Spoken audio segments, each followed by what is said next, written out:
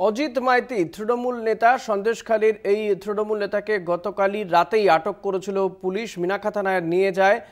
বেরমজুরের বটতলাতে তিনি এক সিভিক ভলেন্টিয়ারের বাড়িতে ঢুকে পড়েছিলেন মহিলাদের তাড়া খেয়ে। তারপর দীর্ঘক্ষণ তিনি সেখানে ছিলেন। পুলিশ তাকে উদ্ধার করে মিনাখা থানায় নিয়ে যায়, আটক করে এবং অবশেষে তাকে গ্রেফতারও করা হয়েছে বলে জানা যাচ্ছে। মিনাখা থানার সামনে থেকে রয়েছেন আমাদের প্রতিনিধি সত্য সুন্দর ভট্টাচার্য। সত্য, এই অজিত মাইতির বিরুদ্ধে, যাকে মাত্র একদিন আগে তৃণমূল অঞ্চল সভাপতি করেছিল, তারপরে পরেই তাকে অপসারণ করতে বাধ্য হয় তার যে বক্তব্য, সেই বক্তব্যের কারণে, কিন্তু তাকে গ্রেপ্তার করা হয়েছে। কি কি ধারায় মামলা করা হয়েছে, কি কি ধারায় অভিযোগ রয়েছে তার বিরুদ্ধে?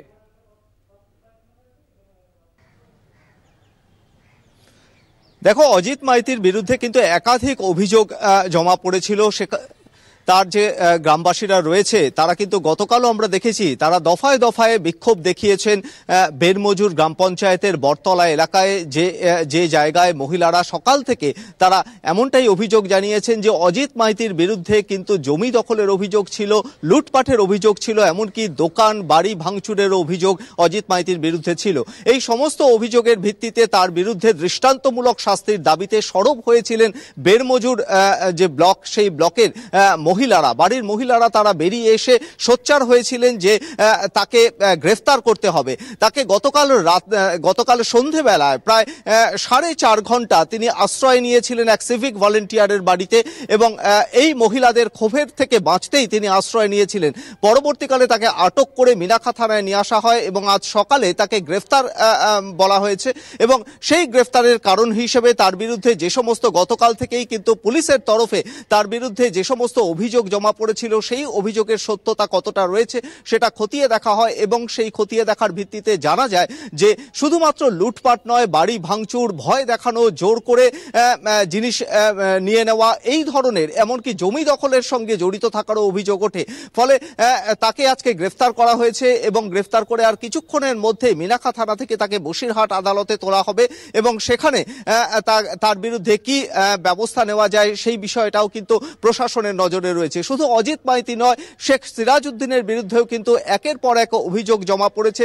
যে সমস্ত সহায়তা কেন্দ্র রয়েছে, গতকাল বেরমজুর পঞ্চায়েতেরই যে কাঠপোল রয়েছে, সেখানে প্রায় 57টি অভিযোগ শেখ সিরাজউদ্দিনের বিরুদ্ধে জমা পড়েছে।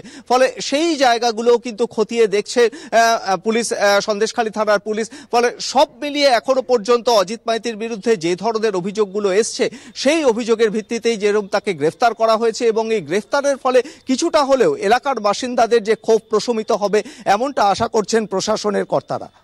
সত্য, অজিত মাইতিকে আজকে তো কোর্টে তোলা হবে, এখনো কি থানা থেকে বার করা হয়েছে তাকে?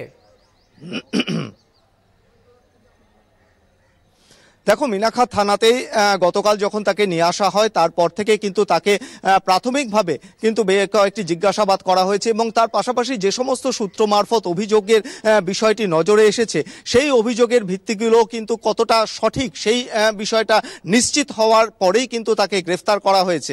এবং সেই জায়গা থেকে, এখান থেকে আর কিছুক্ষণের মধ্যেই তাকে বসিরহাট আদালতে তোলা হবে, এমনটাই কিন্তু জানা যাচ্ছে। এবং সেই জায়গায় দাঁড়িয়ে যাতে নতুন করে এই অজিত মাইতির বিরুদ্ধে যে ধরনের ক্ষোভ ছিল, সেই ক্ষোভ যাতে আর নতুন করে তৈরি হতে না পারে, সেই বিষয়টাও কিন্তু প্রশাসনের নজরে রয়েছে। এবং এর আগে যখন ডিজিপি এসেছিলেন, তখনও কিন্তু তিনি জানিয়েছিলেন যে কোনো রকম অভিযোগ থাকলে সেটা সরাসরি নথিভুক্ত করতে, কোনোভাবেই যেন আইন নিজের হাতে তুলে নেওয়া না হয়। সেই কারণেই এলাকার শান্তি শৃঙ্খলা বজায় রাখার ক্ষেত্রে এলাকাবাসীর একটা ভূমিকা রয়েছে, এবং সেই জায়গাটাও কিন্তু তাদেরকে দেখতে হবে, সেটাও কিন্তু সমান গুরুত্বপূর্ণ বলে মনে করছেন প্রশাসনের আধিকারিকরা। সব মিলিয়ে অজিত মাইতিকে আর কিছুক্ষণের মধ্যেই মিনাখা থানা থেকে বসিরহাট আদালতে নিয়ে যাওয়া হবে। ধন্যবাদ সত্য। কথা বলছিলাম প্রতিনিধি সত্য সুন্দর ভট্টাচার্যের সঙ্গে। অজিত মাইতি, যাকে গতকাল দেখা গিয়েছিল এক সিভিক ভলেন্টিয়ারের বাড়িতে তিনি আশ্রয় নিয়েছিলেন, প্রায় 4.5 ঘন্টা তিনি আশ্রয় নিয়েছিলেন গতকাল বেরমজুরের বটতলাতে। তারপর রাতে তাকে পুলিশ উদ্ধার করে আটক করে, গ্রেপ্তার করে, আর কিছুক্ষণের মধ্যে তাকে বসিরহাট আদালতে তোলা হবে।